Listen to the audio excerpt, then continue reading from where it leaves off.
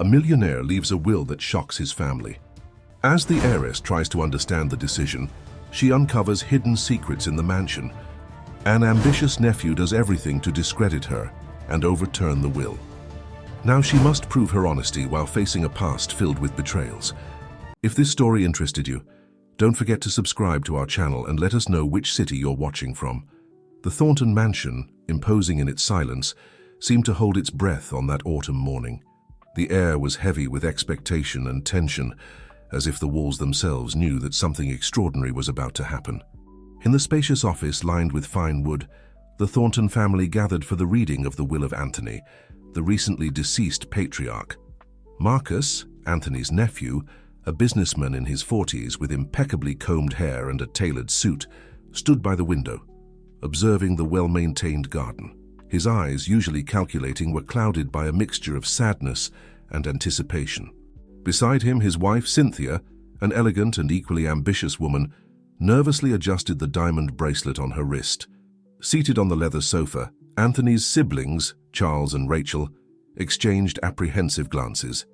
Charles, a portly, middle-aged man who had never really excelled in the family business, was sweating profusely, while Rachel, a stern-looking lady, kept her hands firmly crossed on her lap. Rachel's daughter, Bethany, a 25-year-old recent law school graduate, sat in an armchair in the corner, absent-mindedly flipping through a magazine. Although she tried to appear disinterested, the tension in her shoulders betrayed her anxiety.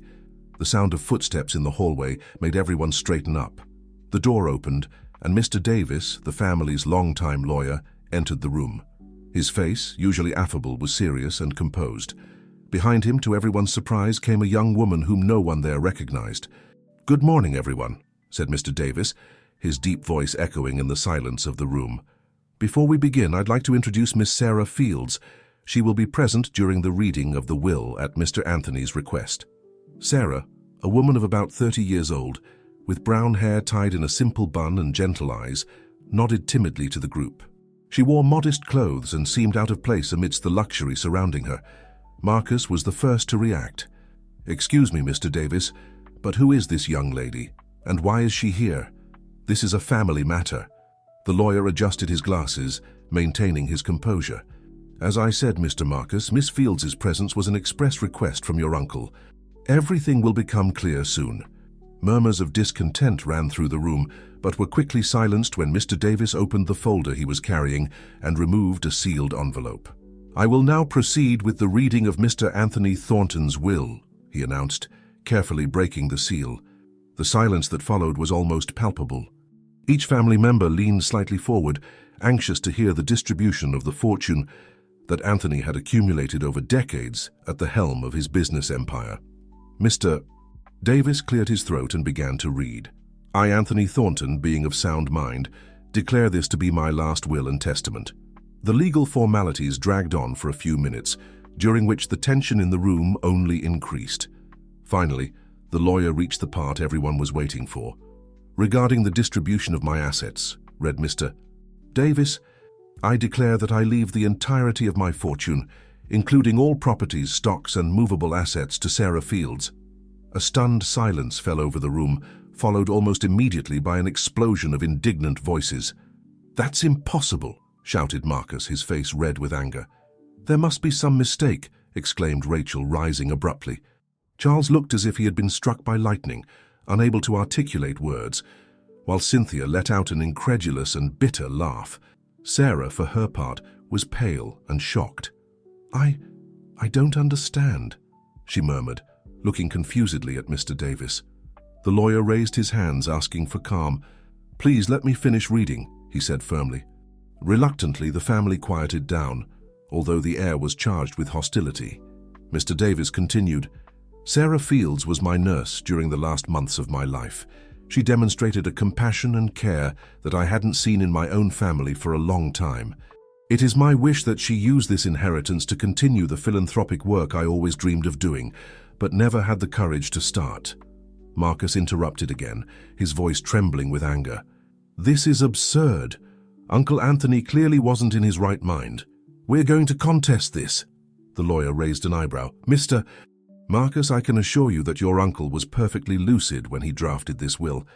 Moreover, there is an additional clause. He turned his attention back to the document. If any family member attempts to legally contest this will, their share in my personal belongings, jewelry, artwork, and sentimental items, will be automatically donated to charitable institutions. A heavy silence fell over the room. Sarah, still stunned, looked from one face to another, clearly uncomfortable with the situation she found herself in. "Mr. Davis," she said hesitantly, "I didn't know anything about this. I never asked." The lawyer nodded gently. "I know, Miss Fields. Mr. Thornton was very clear about your lack of prior knowledge. He believed this would demonstrate your sincerity and absence of manipulation." Bethany, who had remained silent until then, finally spoke. "But how can we be sure? This woman could have influenced Uncle Anthony somehow." Sarah shrank from the veiled accusation, but before she could defend herself, Mr. Davis intervened. "Miss Bethany, your uncle anticipated such accusations. That's why he left a series of letters and documents that explain his decision in detail. These items are stored in specific locations throughout the mansion to be discovered over time." This revelation caused another uproar. The idea that Anthony had planned everything so meticulously was disconcerting to the family. Marcus, regaining some of his composure, addressed Sarah with an icy look. "Don't think this is over, miss. We'll uncover the truth behind this farce." Sarah, visibly shaken, tried to speak. "I swear I didn't know anything about this. I just wanted to take care of Mr. Thornton." But her words fell on deaf ears. The Thornton family was already mobilizing, discussing in low voices about the next steps to be taken. Mr. Davis, sensing the growing hostility, decided to end the meeting. "I suggest everyone take some time to process this information. I'll be available to answer any legal questions that may arise." As the family withdrew from the office, casting furious glances at Sarah, the young nurse remained seated, stunned by the turn her life had just taken. She looked at Mr. Davis, seeking some kind of guidance. The lawyer smiled gently. "Miss Fields, I know this is a lot to absorb. I suggest you go home and rest. In the coming days, we'll have much to discuss about your new responsibilities." Sarah nodded mechanically, still unable to fully comprehend the magnitude of what had happened. As she rose to leave, she couldn't help but notice the portrait of Anthony Thornton on the wall. The man who, in his final acts, had completely changed the course of her life, and, without her knowing, had placed her at the center of a family storm that was just beginning. As she left the mansion, Sarah felt the weight of the Thornton family's gazes upon her. What should have been the end of a chapter in her life, her months caring for an elderly patient, had transformed into the beginning of a journey she could never have imagined. With a heavy heart and a confused mind, she walked out of the property gates, leaving behind an unexpected legacy and a family in turmoil. The afternoon sun was setting over New York City, painting the sky with shades of orange and pink. When Sarah Fields finally arrived at her modest apartment in Brooklyn, the last few hours had passed like a surreal blur, leaving her exhausted and dazed. As she closed the door behind her, she finally allowed the tears long held back to flow freely. Sarah sank into the worn couch, her mind replaying the events of the day. As a simple nurse, she had entered the Thornton mansion that morning, expecting nothing more than a formal thank you for her services. Now she was leaving as the heiress to one of the country's largest fortunes. "What am I going to do?" she murmured to herself, running her hands through her now disheveled hair. The shrill sound of the phone jolted her from her thoughts. With hesitation, Sarah answered. "Hello? Sarah? It's Mr. Davis." The lawyer's voice sounded tired but kind. "I just wanted to check if you got home safely and if everything's all right." Sarah sighed, grateful for the concern. "I'm home, yes, Mr. Davis, but all right is a strong word to describe how I'm feeling." "Understandable," he replied. "Listen, Sarah, I know all of this is overwhelming, but I need you to understand something crucial. Anthony trusted you completely. He spent months planning this, and he left detailed instructions for your protection." The lawyer's words provoked a mix of emotions in Sarah. Gratitude for Anthony's care, but also an enormous weight of responsibility. "Mr. Davis, I don't know if I'm capable of handling all this. The Thornton family hates me, and I have no idea how to manage a fortune, let alone carry out large-scale philanthropic work."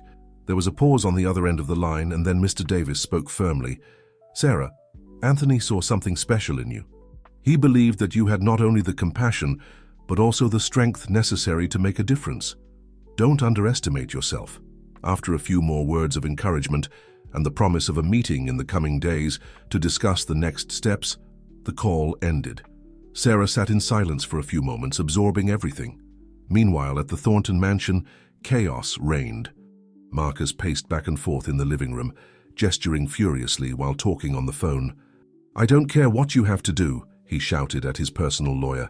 "Find a way to invalidate that will." Cynthia, sitting elegantly in a nearby armchair, watched her husband with a mixture of concern and determination. "Darling," she intervened when Marcus finally hung up the phone, "we need to be strategic about this. A frontal attack may not be the best approach." Marcus turned to her, his eyes shining with a feverish intensity. "And what do you suggest? That we let that little nurse keep everything that's rightfully ours?" "Of course not," Cynthia replied, her calm voice contrasting with her husband's agitation. "But think, Marcus. Uncle Anthony was cunning. If he planned this for months, he certainly left everything legally tied up. We need to be more subtle." Cynthia's words seemed to calm Marcus a bit. He sat down beside her, running his hand over his face in a gesture of weariness. "You're right, as always, but what can we do?" A calculating smile appeared on Cynthia's lips. "First, we need to better understand who this Sarah Fields is. Her past, her connections, her weaknesses. Information is power, my love." Marcus nodded slowly, a glimmer of admiration in his eyes. "And then?" "Then," Cynthia continued, "we use what we discover. If we can't attack the will directly, we attack her credibility. Public opinion can be a powerful weapon." While the couple plotted their plans, in another part of the mansion, Bethany was on a frantic search. The words of Mr. Davis about hidden letters and documents echoed in her mind. Carefully, so as not to draw attention from the other family members, she methodically searched each room, looking for anything out of the ordinary. Her legal training made her believe that if there was any legal loophole, she would find it. It was in Anthony's old personal study that Bethany made her first discovery. Hidden behind a heavy volume of War and Peace on the bookshelf, she found a yellowed envelope simply addressed to family. With slightly trembling hands, Bethany opened the envelope and began to read.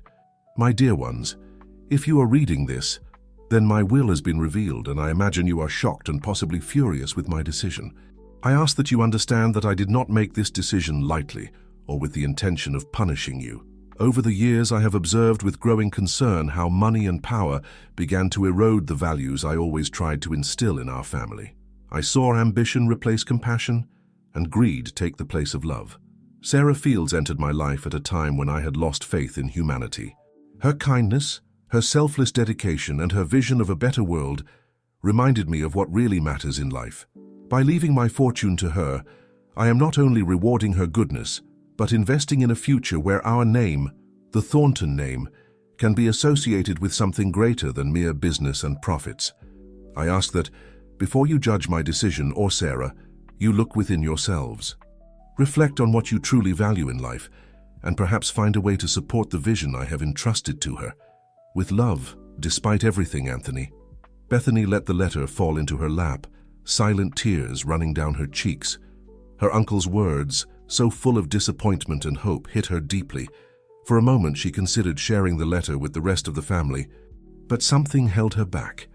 A voice in her mind, sounding strangely like her uncle's, whispered that perhaps there was more to be discovered before all the facts were revealed. Carefully, Bethany folded the letter and tucked it into her pocket. She would continue her search, but now with a different purpose. Not to find a legal loophole, but to truly understand her uncle's motivations. Meanwhile, in another corner of the city, Sarah finally found a moment of peace. Sitting on her small balcony, observing the city lights, she made a silent promise. "Mr. Thornton," she murmured into the night, "I don't know why you trusted me so much, but I promise I'll do my best to honor your trust. No matter what happens, I'll fight to make the difference you believed I could make." With that promise, Sarah felt a new determination grow within her. The days ahead would be challenging. She knew that. But now, she was ready to face them, not just for herself, but for the legacy entrusted to her, too. The night advanced, and with it the various characters in this drama prepared, each in their own way, for the battles to come. The reading of the will had been just the first act of a much larger play, whose unfolding promised to reveal long-buried secrets and test the limits of greed, loyalty, and redemption. The sun had barely risen when Sarah woke up with a start. Her dreams had been a chaotic mixture of accusing faces and mountains of money that threatened to suffocate her. Rubbing her tired eyes, she got up, determined to face the new day with courage, despite the anxiety that still persisted in her chest. While preparing a strong coffee, Sarah was surprised by a knock on the door. Cautiously, she approached, peering through the peephole. On the other side was a middle-aged man with graying hair and a gentle countenance, wearing a chauffeur's uniform. "Miss Fields?" he called. "My name is Joseph. I was sent by Mr. Davis to take you to the Thornton mansion." Sarah hesitated for a moment before opening the door. "I'm sorry, but I wasn't informed about this." Joseph smiled understandingly. "Mr. Davis asked me to apologize for the short notice. He thought it best to act quickly, considering the circumstances." Still uncertain, Sarah picked up her phone and called Mr. Davis, who confirmed the arrangement. "Sarah," said the lawyer, "it's crucial that you go to the mansion today. There are important documents that need to be reviewed, and besides, I believe you'll find something interesting there." Intrigued and a little apprehensive, Sarah quickly got ready and followed Joseph to a luxurious car parked on the street. During the journey, she couldn't help but notice how the familiar streets of New York seemed different now. It was as if the weight of her new reality had altered her perception of the world around her. When they arrived at the Thornton mansion, Sarah was greeted not by the hostility she expected, but by a friendly and familiar face. Ernest, the family's old butler, was waiting for her at the entrance. "Miss Sarah," he greeted her with a warm smile, "it's good to see you again. Please follow me." As they walked through the ornate corridors of the mansion, Ernest spoke in a low voice. "Miss, I know the situation is delicate, but I want you to know that not everyone here is your enemy. Mr. Anthony was a wise man, and many of us deeply respect his decisions." Ernest's words brought unexpected relief to Sarah. It was comforting to know that there was at least one person there who didn't see her as an intruder. They arrived at a small living room away from the main areas of the mansion. To Sarah's surprise, Mr. Davis was already there, accompanied by a woman she didn't recognize. "Thank you for asking me to continue. I'll pick up where I left off in the translation." "Sarah, good that you've arrived," said Mr. Davis, standing up to greet her. "Allow me to introduce Dr. Helen Vance, a lawyer specializing in inheritance law and an old friend of Anthony's." Dr. Vance, an imposing-looking woman in her 50s, extended her hand to Sarah. "It's a pleasure to finally meet you, Miss Fields. Anthony spoke very highly of you." Sarah, still a bit disconcerted, shook the offered hand. "The pleasure is mine, Dr. Vance, but I confess I'm a little confused about what's happening." Mr. Davis gestured for everyone to sit down. "Sarah, we called you here because the situation is developing rapidly. The Thornton family is already moving to contest the will, and we need to be prepared." Dr. Vance continued, "Additionally, Anthony left specific instructions for this moment. He knew his decision would cause a commotion and wanted to ensure you had all the necessary support." Ernest, who had remained discreetly in the corner of the room, approached with an intricately carved wooden box. "Miss Sarah, Mr. Anthony entrusted this to me shortly before his passing. He said it should be given to you as soon as the will was read." With trembling hands, Sarah opened the box. Inside, there was a handwritten letter and a small electronic device that she recognized as a voice recorder. "Please read the letter aloud," Mr. Davis gently requested. Sarah unfolded the paper and began to read. "Dear Sarah, if you're reading this, it means my last will has been revealed, and you're probably feeling overwhelmed and confused. First, I want you to know that my decision to leave my fortune to you was not a whim or a last-minute decision. It was the result of months of observation and reflection. In you I saw not just kindness, but a strength of character and a vision of the world that I had long feared I had lost in my own family. I know the path ahead of you will be difficult. My family will not easily accept my decision, and you will face challenges you never imagined. But do not fear. I have left resources and allies to help you. Mr. Davis and Dr. Vance are people I trust completely and will guide you legally. Ernest, who has been more than an employee but a loyal friend for decades, will be your eyes and ears in the mansion. In the recorder that accompanies this letter, you will find records of my conversations and reflections. They not only explain my reasons in more detail, but also contain information that may be crucial in the days to come. Sarah, I entrust to you not just my fortune, but my legacy. Use it wisely.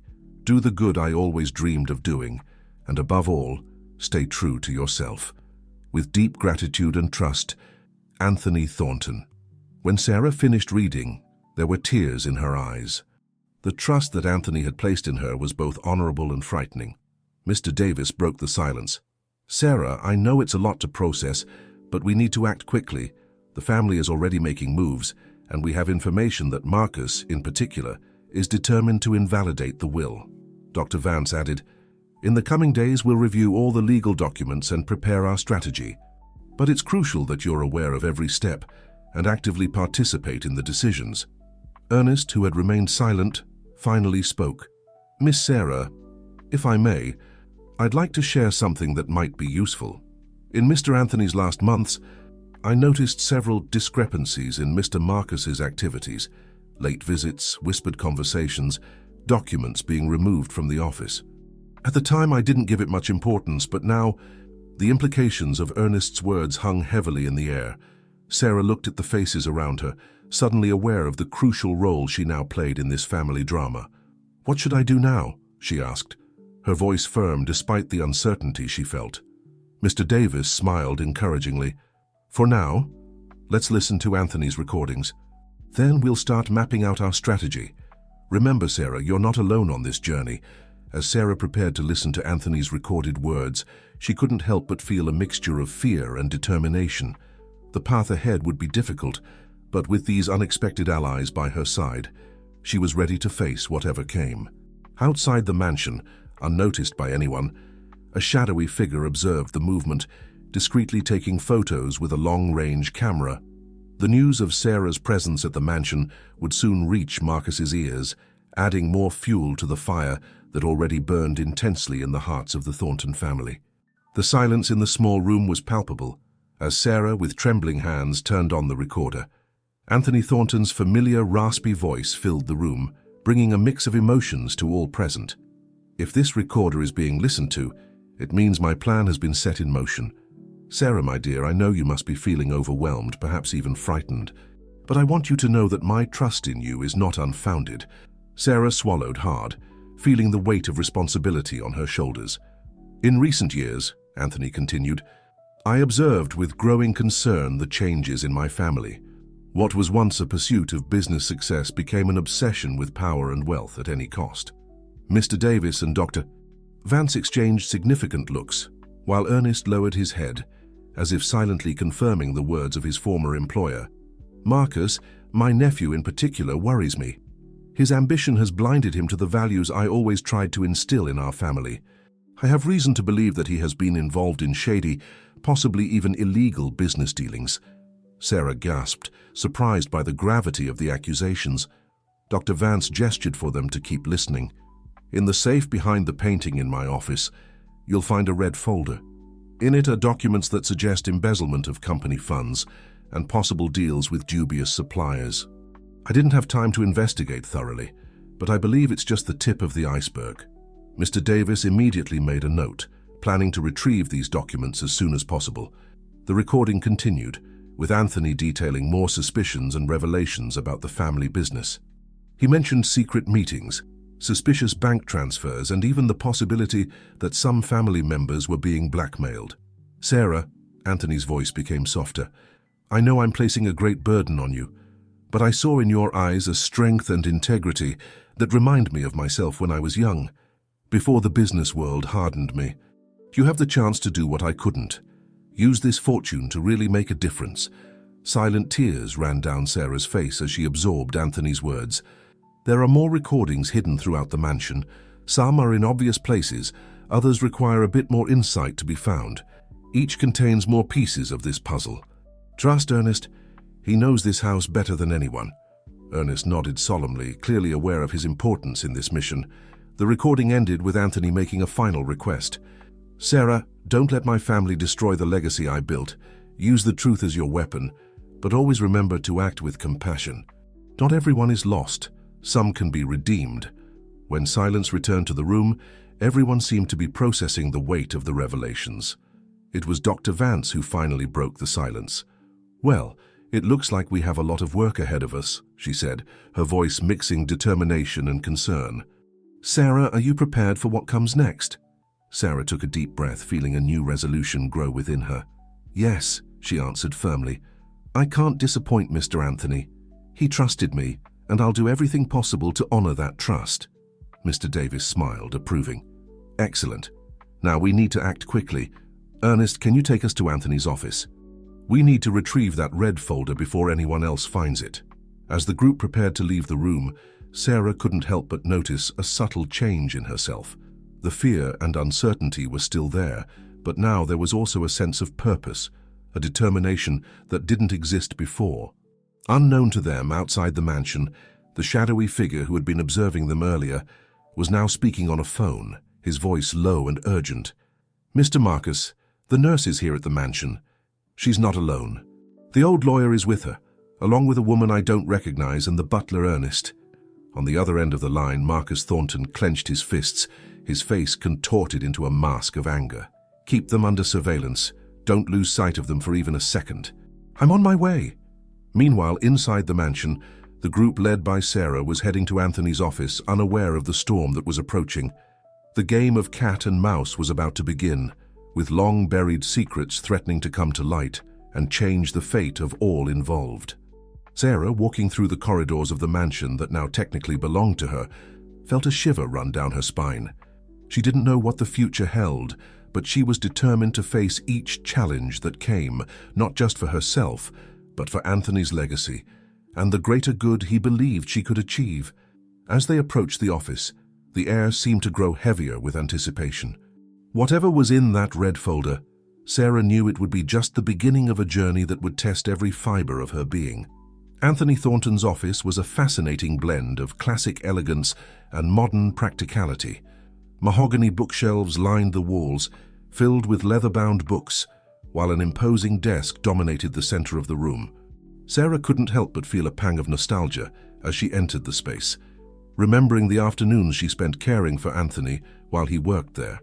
Ernest went straight to the large painting behind the desk, an imposing portrait of Anthony himself in his most prosperous years. Carefully, the butler removed the painting, revealing a safe built into the wall.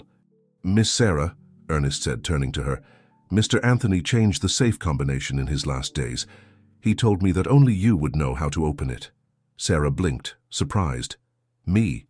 But he never told me anything about a safe or a combination." Mr. Davis gently intervened. "Think, Sarah. There must be something Anthony shared with you, something significant that could be the combination." Closing her eyes, Sarah took a deep breath, trying to remember every conversation, every moment shared with Anthony. Suddenly, a flash of memory hit her. "Wait," she said, opening her eyes. "Once Anthony told me about the day he decided to change the direction of his company. He said it was the most important day of his professional life." With slightly trembling hands, Sarah approached the safe and began to turn the dial. 07-15-1985, she murmured as she entered the numbers. With a soft click, the safe opened. Inside, as promised, was a red folder. Sarah picked it up reverently, feeling the weight of not just the physical object, but also the metaphorical weight in her hands. "Let's sit down to examine this," suggested Dr. Vance, indicating a sitting area in the corner of the office. As they settled in, Sarah opened the folder. The contents were a mixture of financial documents, printed emails, and handwritten notes from Anthony. As they examined the papers, Mr. Davis's face became increasingly serious. "This is concerning," he murmured. "What exactly are we looking at here?" Sarah asked, feeling a bit lost among the legal and financial terms. Dr. Vance, who was analyzing a particular set of documents, responded, "It appears that Marcus has been involved in a series of questionable transactions. There's evidence of embezzlement, inflated contracts, and even possible bribes." "But that's terrible," Sarah exclaimed. "Shouldn't we take this to the police immediately?" Mr. Davis shook his head. "It's not that simple, Sarah. Although this evidence is incriminating, it's still circumstantial. We need more concrete proof before we can take any legal action." Ernest, who had remained silent until then, cleared his throat softly. "If I may, there's something you should perhaps know." In the last weeks before his passing, Mr. Anthony spent a lot of time on his personal computer. He mentioned something about a final file he was preparing. All eyes turned to the laptop on Anthony's desk. "Could it be?" Sarah began, but was interrupted by a noise coming from the hallway. Heavy footsteps and raised voices were rapidly approaching the office. Before anyone could react, the door burst open violently, revealing Marcus Thornton, his face contorted in a mixture of anger and triumph. "So this is where the conspirator and her accomplices are hiding," he snarled, advancing into the room. Behind him, Cynthia and other members of the Thornton family observed the scene with a mixture of curiosity and hostility. Sarah stood up, instinctively holding the red folder against her chest. "Marcus, it's not what you're thinking." "Oh, isn't it?" he interrupted sarcastically. "Then tell me, dear nurse, what exactly are you doing here, rummaging through my uncle's personal belongings?" Mr. Davis stepped between Sarah and Marcus. "Mr. Thornton, as the executor of Anthony's will, I assure you that everything we're doing here is perfectly legal." Marcus laughed bitterly. "Legal? How can it be legal to steal what rightfully belongs to the family?" The tension in the room was palpable. Sarah could feel the accusing glares of the Thorntons upon her, but something inside her strengthened. Remembering Anthony's words, she stepped forward. "Marcus," she said, her voice surprisingly firm, "I understand your frustration, but Anthony had his reasons for making the decisions he made. If we could talk calmly—" "Talk?" Marcus exploded. "There's nothing to talk about. You manipulated a sick old man, and now you think you can just walk in here and take what's ours." Cynthia, realizing that the situation was about to spiral out of control, placed a hand on her husband's arm. "Darling, perhaps we should discuss this in a more appropriate environment." For a moment, it seemed that Marcus would ignore his wife's suggestion. His eyes were fixed on the red folder that Sarah was holding, but then, slowly, he backed away. "This isn't over," he said, pointing an accusing finger at Sarah. "I'll expose you for what you really are, and reclaim what belongs to our family." With that, Marcus turned and left the room, followed by the other family members. The silence that followed was heavy and charged with tension. Sarah let out a breath she hadn't realized she was holding. "What do we do now?" she asked, looking at her allies. Dr. Vance was the first to respond. "Now, more than ever, we need to act fast. Marcus is clearly willing to do anything to discredit you and invalidate the will." Mr. Davis nodded. "I agree. Sarah, I think it's time we examine that computer. If Anthony left any final file, as Ernest mentioned, it could be crucial for our defense." As the group moved towards Anthony's computer, Sarah couldn't help but feel that she was at the center of a storm that was only beginning to form.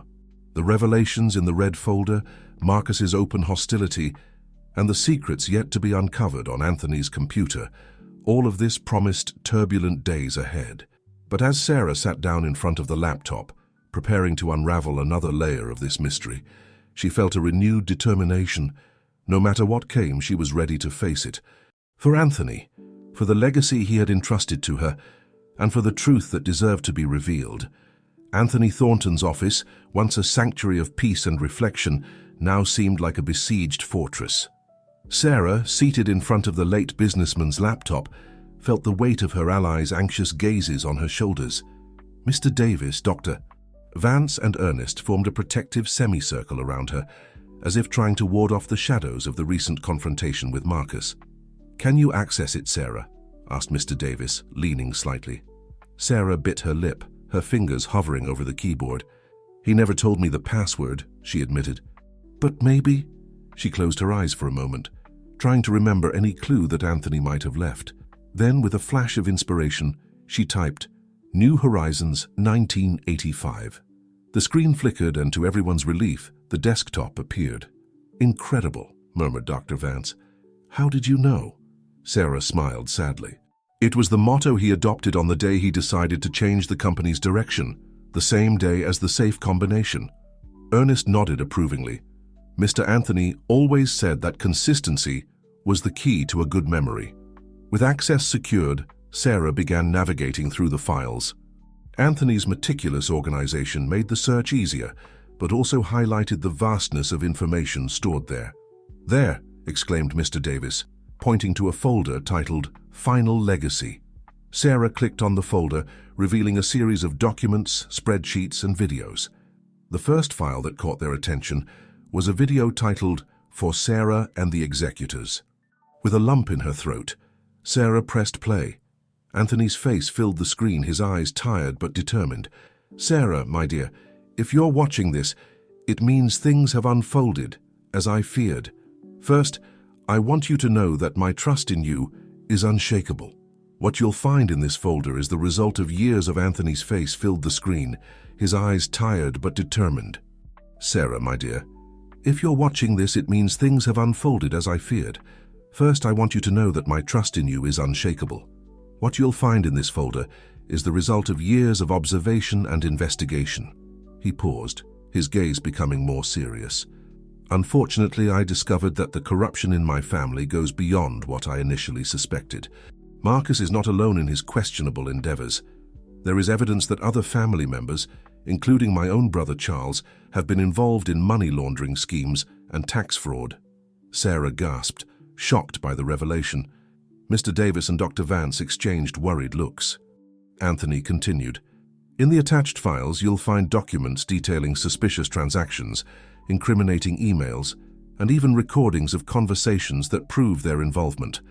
I hesitated to take this to the authorities immediately because, well, despite everything, they're still my family." His voice trembled slightly, revealing the pain behind his words.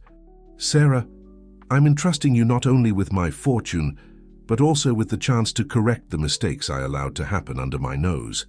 Use this information wisely.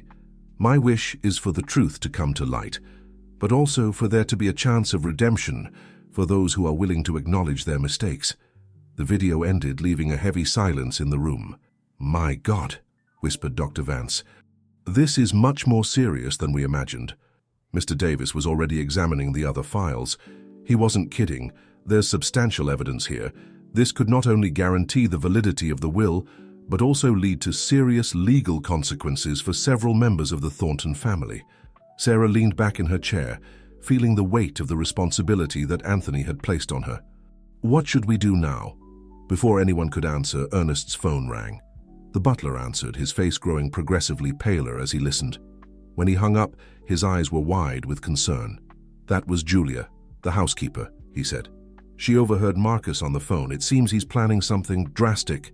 He mentioned eliminating the problem at the root and talked about hiring someone to resolve the situation." A chill ran down Sarah's spine. The implications were clear and terrifying. Dr. Vance was the first to react. "We need to get you out of here immediately, Sarah.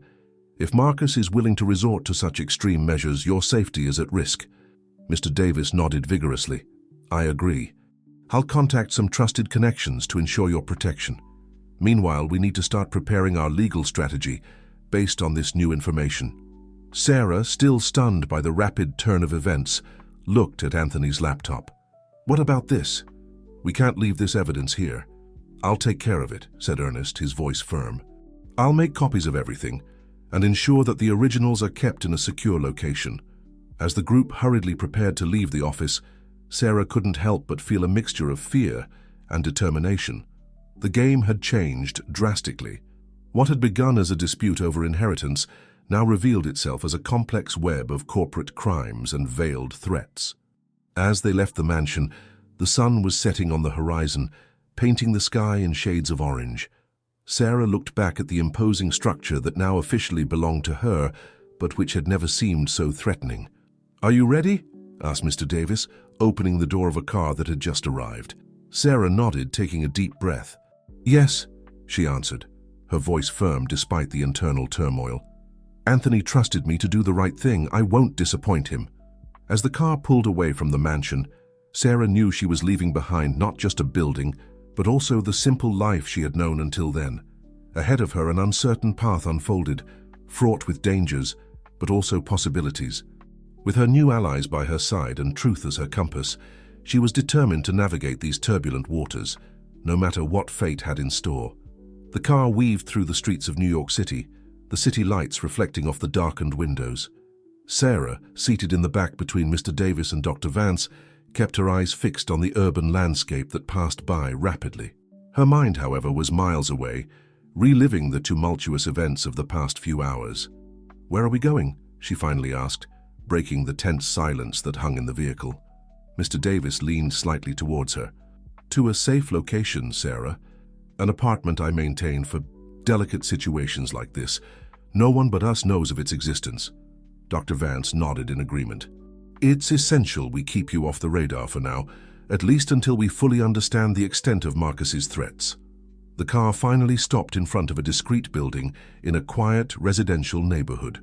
Cautiously, the group made their way up to the 5th floor, entering a modest but comfortable apartment.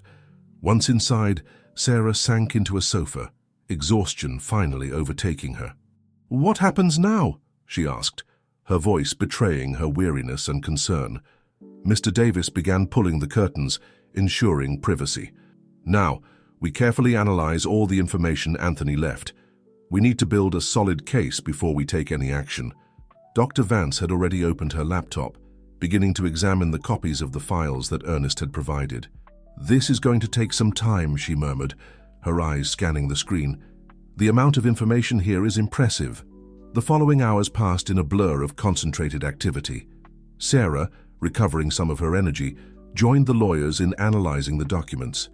As they delved deeper into the evidence left by Anthony, an alarming picture began to form. "My God!" exclaimed Sarah, reading a particularly incriminating email.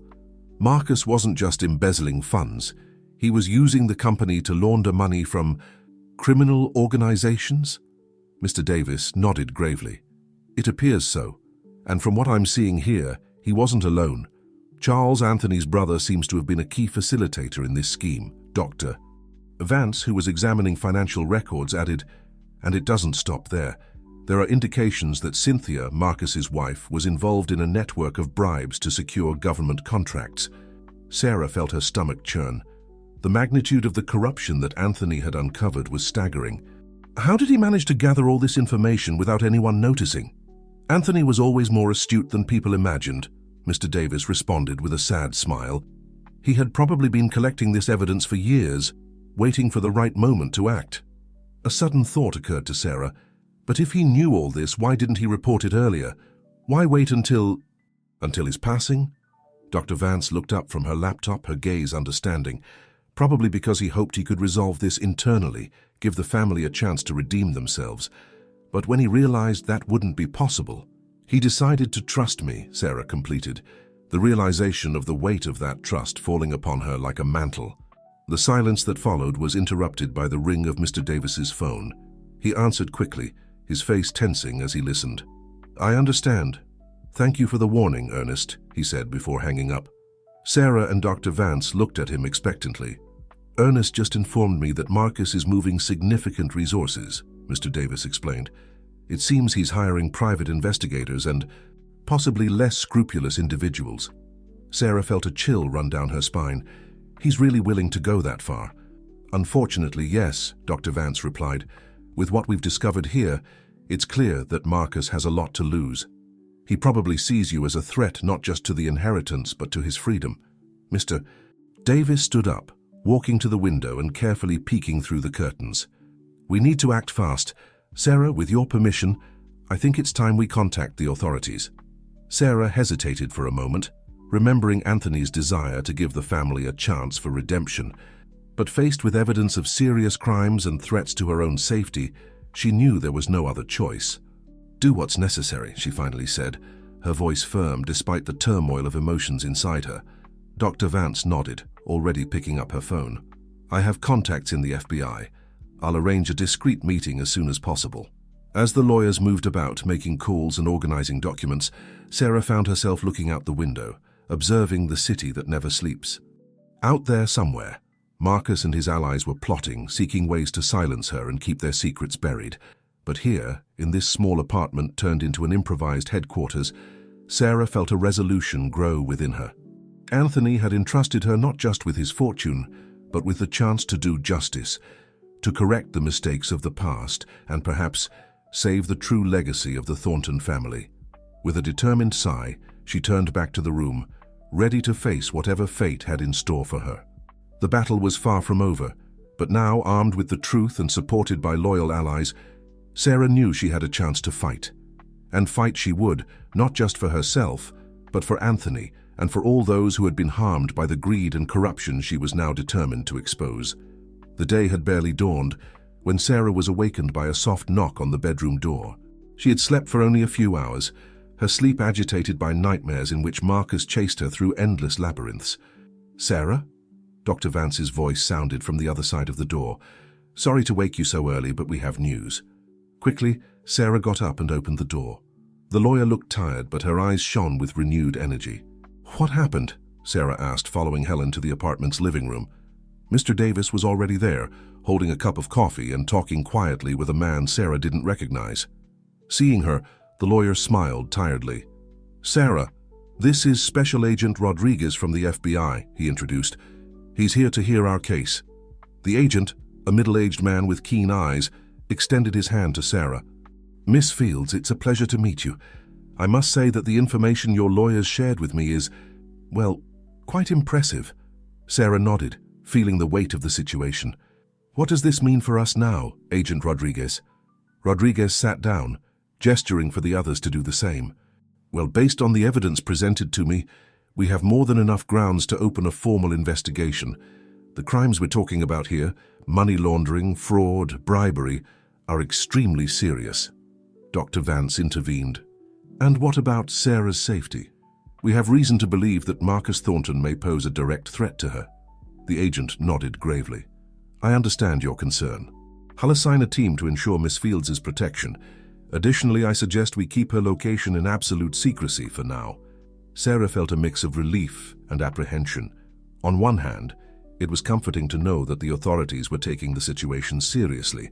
On the other, the reality of the danger she was in was becoming increasingly palpable. "What happens now?" she asked, looking from one face to another. Mr. Davis leaned forward. "Now, Sarah, we need to be strategic. Agent Rodriguez and his team will initiate the official investigation, but we must prepare for the reaction of Marcus and the others involved." "Exactly," agreed the agent. "It's likely that as soon as they realize they're being investigated, they'll try to destroy evidence or even flee. We need to act quickly and discreetly." The morning passed in a series of meetings and planning sessions. Sarah observed, sometimes contributing information, as the lawyers and the agent mapped out strategies. It was surreal for her, a simple nurse, to be at the center of such a large-scale police operation. Around noon, Mr. Davis's phone rang, his face tensed as he answered. "Ernest? Calm down. What happened?" Everyone in the room fell silent, watching the lawyer as he listened intently. "My God," he murmured. "Are you sure?" Yes, I understand. Stay safe, Ernest. Keep us informed." When he hung up, Mr. Davis looked visibly shaken. "What was it?" Sarah asked, feeling her heart race. "It seems Marcus discovered we were investigating," he responded gravely. "Ernest informed me that there's frantic movement at the mansion. Documents are being burned, computers formatted." Agent Rodriguez immediately stood up. "We need to act now. I'll request search and seizure warrants immediately." As the agent made urgent calls, Dr. Vance turned to Sarah. "This complicates things. Marcus probably realized the net is closing in. He may become even more dangerous now." Sarah nodded, feeling a mixture of fear and determination. "What can I do to help?" Mr. Davis placed a comforting hand on her shoulder. "For now, the most important thing is to keep you safe, but there is something we can do." He paused, seeming to ponder something. "Sarah, do you remember if Anthony ever mentioned other locations where he might have kept information?" Sarah frowned, trying to remember. Suddenly, a flashback hit her. "Wait. Once, when we were talking about his early years in business, Anthony mentioned an old office he kept in the city center. He said it was his secret refuge in the early years of the company." Mr. Davis's eyes lit up. This could be crucial. If Anthony kept that place secret, there might be information there that Marcus doesn't know about. Agent Rodriguez, who had finished his calls, joined the conversation. "That's an excellent lead. I'll send a discreet team to check out the location. Miss Fields, do you remember any more details about this office?" Sarah closed her eyes, concentrating. "He mentioned something about it being near an old church, St. Patrick's Cathedral, I think." "Great," said the agent. "That gives us a starting point." The next few hours were a whirlwind of activity. Police teams were dispatched to the Thornton mansion, and to the city center. Sarah, along with her lawyers, remained in the safe apartment, anxiously awaiting news. As the day progressed, fragments of information began to arrive. Marcus had been seen leaving the mansion in a hurry. Other family members were being questioned. Anthony's old office had been located, and a specialized team was examining its contents.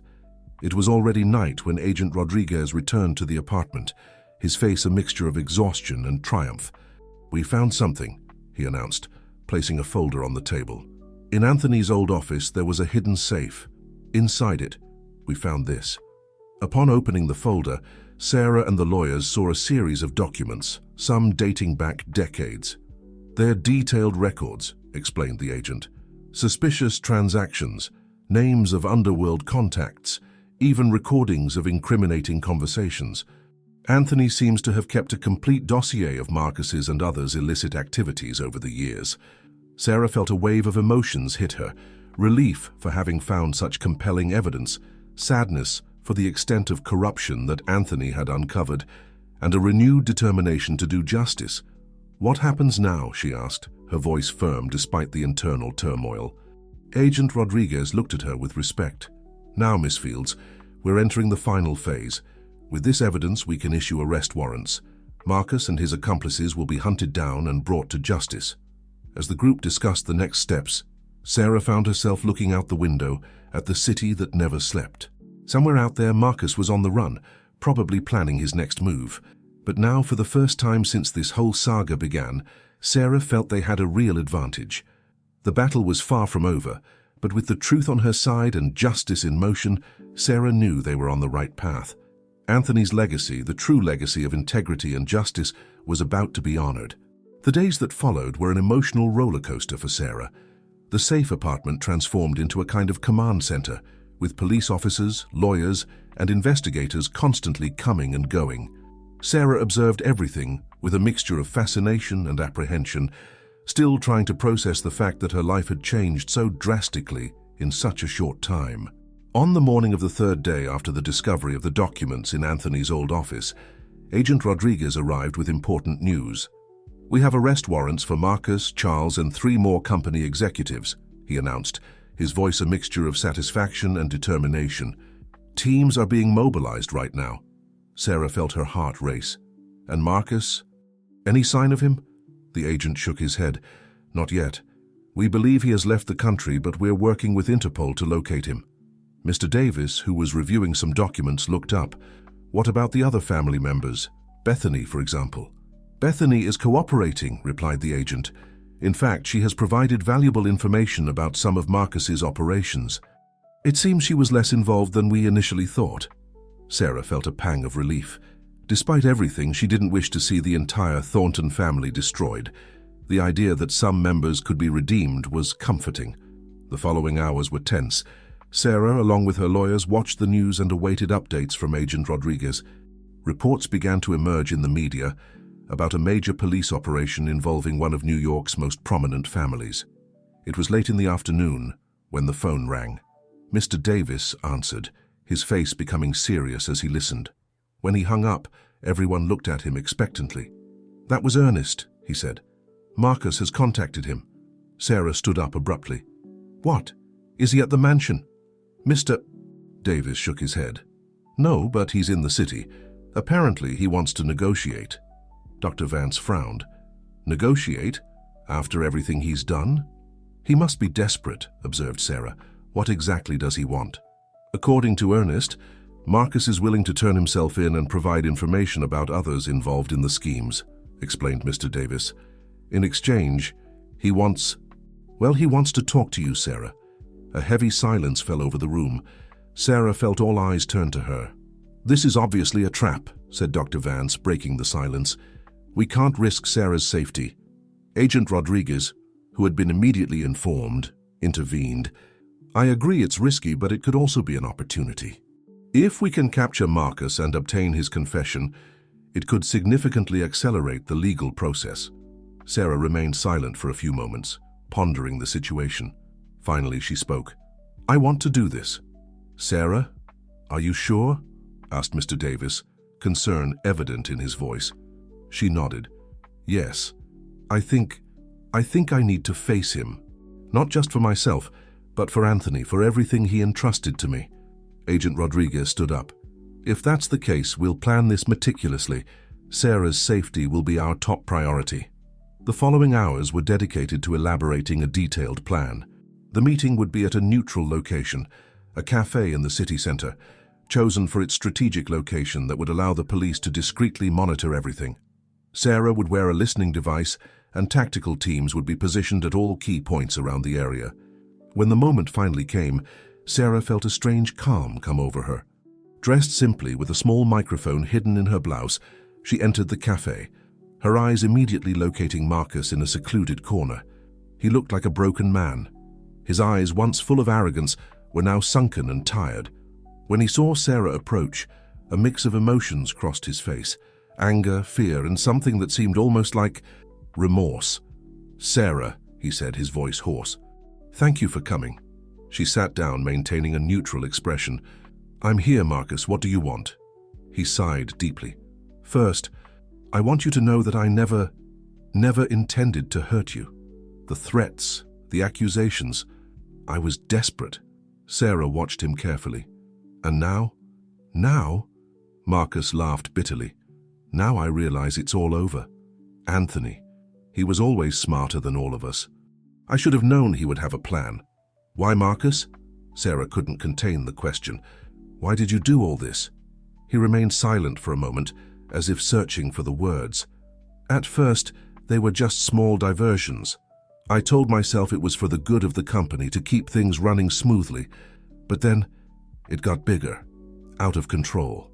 And before I knew it, I was in so deep I saw no way out." Sarah felt a mixture of pity and revulsion. "And now?" Marcus looked directly into her eyes. "Now I want to do the right thing, at least once. I'm going to turn myself in, Sarah, and I'm going to tell everything. About myself, about the others involved, about every scheme and every cent diverted." At that moment, as if reacting to a cue, plainclothes police officers materialized around them. Agent Rodriguez approached the table. "Marcus Thornton," he said formally, "you're under arrest." As Marcus was handcuffed and led away, he cast one last look at Sarah. "Take good care of Anthony's legacy," he said softly. "Do what we didn't do." Sarah watched as he was taken away, feeling a complex mixture of emotions. Relief that everything was finally coming to an end, sadness for the fall of a once respected family, and a renewed determination to honor the trust that Anthony had placed in her. As she left the cafe, accompanied by Mr. Davis and Dr. Vance, Sarah knew that a chapter of her life was closing, but another, perhaps even more challenging one, was just beginning. With the Thornton fortune now officially in her hands and the truth finally coming to light, she had the opportunity to make the difference that Anthony had always dreamed of. The sun was setting over New York City, casting a golden glow over the city. For Sarah, it seemed an appropriate symbol, the end of an era of secrets and corruption, and the beginning of a new journey of redemption and hope. The weeks following Marcus's arrest were a whirlwind of activity for Sarah. The Thornton case, as it became known in the media, dominated newspaper headlines and newscasts. Sarah found herself at the center of a media storm, with journalists and reporters eager to obtain a statement from the enigmatic nurse who had inherited an empire. Seated in her new office at Thornton Enterprises headquarters, Sarah looked out the panoramic window, observing the city stretched out below. Mr. Davis and Dr. Vance were with her, discussing the next steps. "The legal proceedings are advancing," informed Mr. Davis.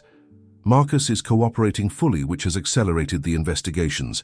Charles and the other executives involved have also made plea deals." Sarah nodded, feeling the weight of responsibility on her shoulders. "And the company? How are the employees and business partners reacting?" Dr. Vance flipped through some reports in front of her. "There is naturally some instability. Some partners are hesitant to continue doing business with us, fearing association with the scandal. On the other hand, our transparency in dealing with the situation has been well received by many. We have a unique opportunity here," Sarah reflected. "Not just to clear the company's name, but to really transform it into something Anthony always dreamed of." Mr. Davis smiled, proud of Sarah's determination. "Speaking of which, the philanthropic initiatives you proposed are generating positive buzz. The idea of using a significant portion of the profits for social projects is attracting the attention of ethical investors. Sarah stood up, walking to the window. You know, when Anthony told me about his early years in business, he always talked about a balance between financial success and social responsibility. I think along the way that balance was lost. It's time to reclaim it. At that moment, there was a soft knock on the door. It was Bethany, Anthony's niece, whom Sarah had invited for a meeting. "Come in, Bethany," Sarah called with a gentle smile. Bethany entered, looking a bit nervous. In recent times, she had proven to be an unexpected ally, providing valuable information and expressing a genuine desire to correct past mistakes. "Sarah, I wanted to thank you for giving me this opportunity," Bethany began. "I know I don't deserve it after everything that happened." Sarah gestured for her to sit down. "Bethany, you showed courage in standing up against your own family and helping with the investigations. Anthony always believed that people could change, that they deserved second chances." "I agree with him." Bethany's eyes filled with tears. "What do you have in mind?" Sarah exchanged a look with her lawyers before continuing.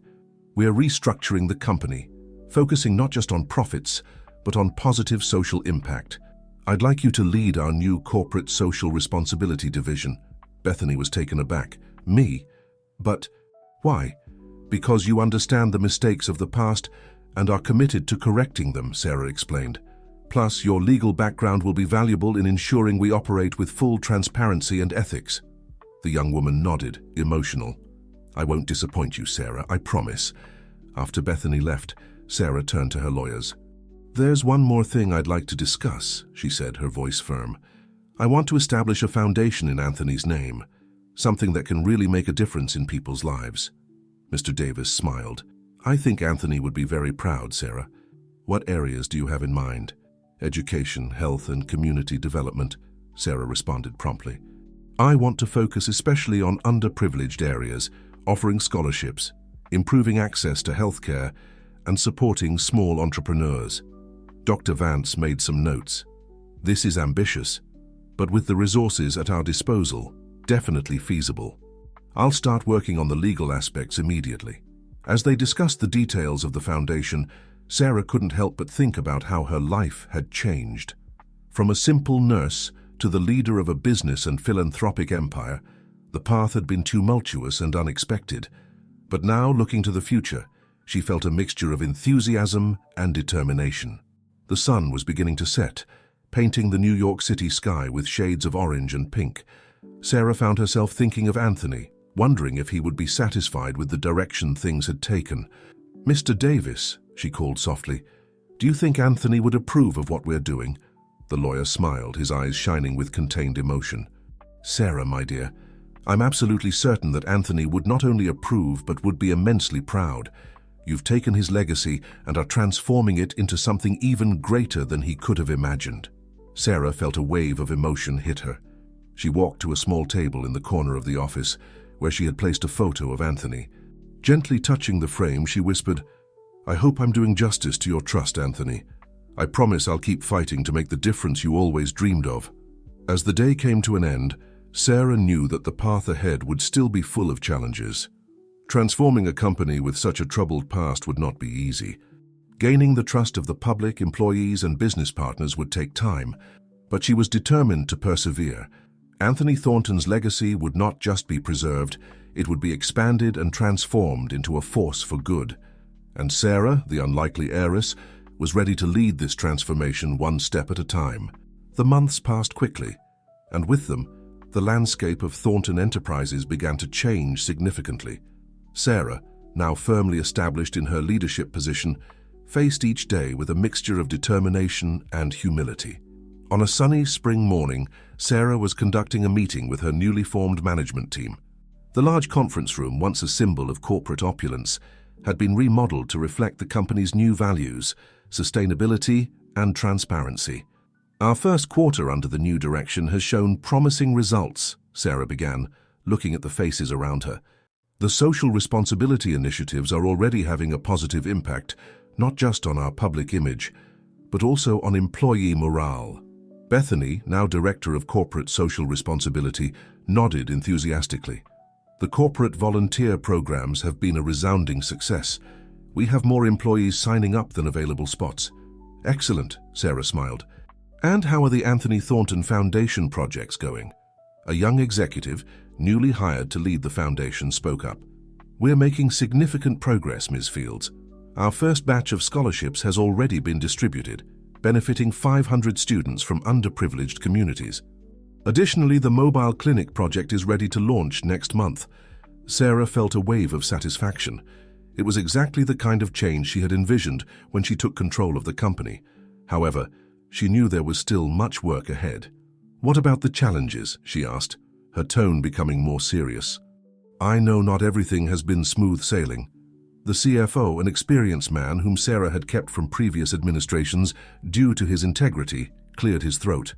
Well, we're still dealing with some resistance from more traditional business partners. Some view our new approach as too idealistic. Sarah nodded, understanding. I understand their concerns, but I firmly believe that our new direction is not only ethically right but also financially sound in the long term. Keep emphasizing this in our communications. The meeting continued, discussing strategies for the coming months and years. When it finally ended, Sarah found herself alone in the room contemplating the path they had traveled. Her moment of reflection was interrupted by a soft knock on the door. It was Mr. Davis. Sarah, do you have a minute? He asked, entering the room with a serious expression. Of course, Mr. Davis. What's happened? The lawyer sat down, placing a folder on the table. I received news about Marcus. Sarah felt her heart quicken. Since his arrest, she had avoided thinking much about the former leader of the Thornton family. Is he all right? Yes, he's fine, Mr. Davis assured. In fact, he's been a model of cooperation in prison. But that's not what I came to talk about. Marcus, he wrote a letter to you. With slightly trembling hands, Sarah took the envelope that Mr. Davis handed her. She carefully opened it and began to read. Dear Sarah, I hope this letter finds you well. I know my words probably mean little to you after everything that happened, but I feel I need to express some thoughts. First, I want to apologize. Not just for the threats and accusations I made against you, but for all the actions that led to this situation. My greed and arrogance not only destroyed my life, but also tarnished the legacy of a company that my Uncle Anthony built with so much love and dedication. I've been following, even if from afar, the changes you've been implementing at Thornton Enterprises. I must admit that initially I was skeptical. I thought your approach would lead the company to ruin, but now I see that I was wrong. What you're doing, Sarah, is extraordinary. You're not just clearing the company's name, but you're actually realizing the dream that Anthony always had, a dream that I, in my blindness, was never able to see or appreciate. I don't expect forgiveness, nor am I asking for clemency. I just wanted you to know that despite everything, I'm genuinely happy that Anthony chose you. He saw in you something that all of us lost along the way: integrity, compassion, and a true vision of what a company can and should be in society. Keep up the good work, Sarah. Anthony's legacy is in good hands.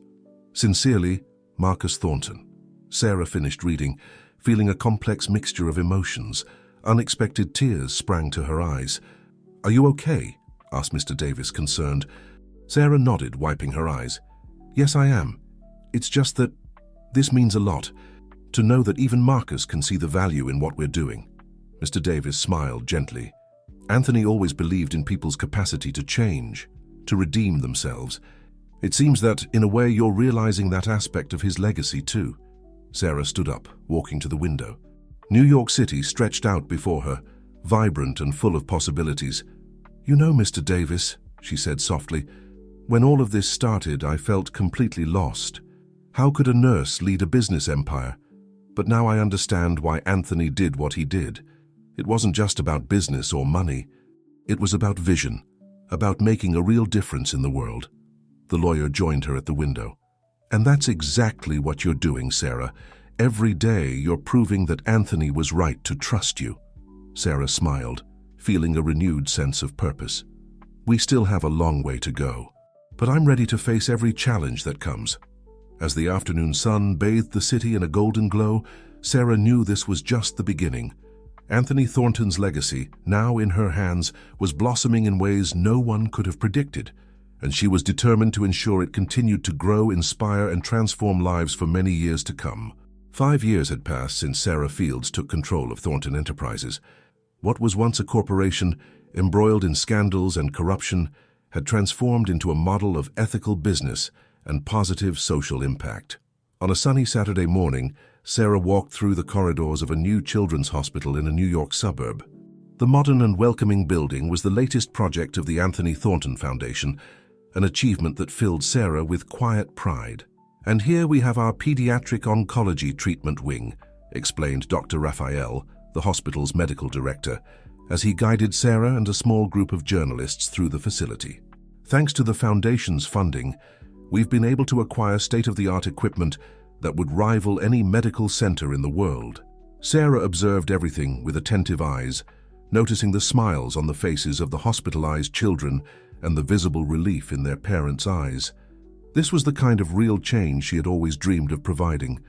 After the visit, Sarah gave a brief press conference in the hospital gardens.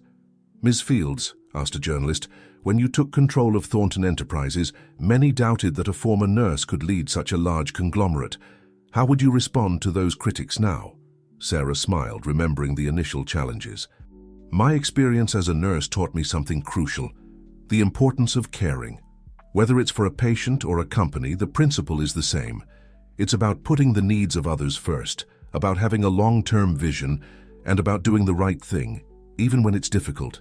"And what about Anthony Thornton's legacy?" asked another reporter. "Do you believe you're honoring his vision?" Sarah paused, reflecting on the question. Anthony had a dream of using the power of business to do good. Over the years, that dream was obscured by other priorities. What we're doing now is not just Hon copy retry. Claude's response was limited, as it hit the maximum length allowed at this time. Sarah paused, reflecting on the question. Anthony had a dream of using the power of business to do good. Over the years, that dream was obscured by other priorities. What we're doing now is not just honoring his legacy, but expanding it.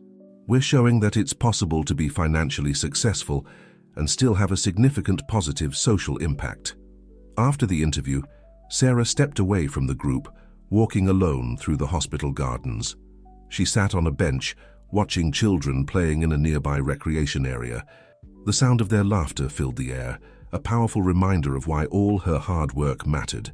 Suddenly, she felt a presence beside her.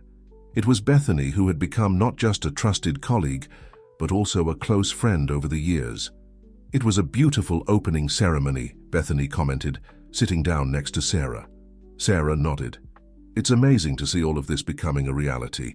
Sometimes I still have to pinch myself to believe it." Bethany smiled. "You know, Sarah, there's something I've been wanting to tell you for a while." She paused, gathering her thoughts. "When Uncle Anthony made you his heir, I admit I was resentful. I thought it was unfair, that you didn't deserve it. But now I completely understand why he chose you." Sarah looked at her friend, touched by her words. Bethany continued, "You didn't just save the company and our family name. You transformed everything into something greater, something that really makes a difference. Uncle Anthony would be so proud." The two women sat in silence for a moment, contemplating the path they had traveled. "You know what's funny?" Sarah finally spoke. "At the beginning, I felt like an imposter, a nurse trying to run an empire. But now I realize that it was exactly my experience as a nurse that prepared me for this. The empathy, the care, the ability to make tough decisions under pressure. All those skills translated perfectly into the business world." Bethany nodded. "And that's why the company is flourishing like never before. You brought a completely new perspective." At that moment, Mr. Davis approached, a smile on his wrinkled face. "Excuse me for interrupting, ladies, but I thought you'd like to know, Sarah. The new microcredit initiative we launched in rural communities is already showing impressive results. We're seeing a significant increase in local entrepreneurship." Sarah smiled broadly.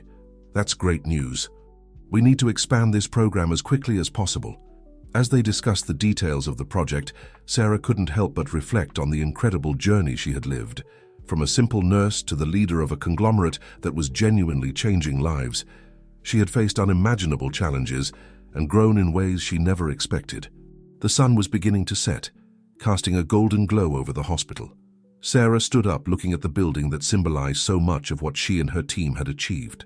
"You know," she said softly, "I think I finally understood Anthony's true legacy."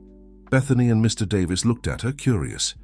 Sarah continued, "It wasn't about the money or the power or even about the company itself. It was about the potential to do good, to use resources and influence to really change things for the better. And that's something we'll continue to build and expand, no matter what the future holds for us." As they walked back to the hospital, ready to continue their work, Sarah felt a deep sense of peace and purpose. The path ahead would still be full of challenges, but she was ready to face them. With a dedicated team by her side and Anthony's vision as her guide, she knew that the true legacy of the Thorntons was only beginning to unfold. And so as the hospital lights came on against the darkening sky, illuminating the path to a brighter future, Sarah knew she was exactly where she was meant to be, doing exactly what she was destined to do. Anthony's legacy, now her own legacy, would continue to shine, inspire, and transform lives for generations to come.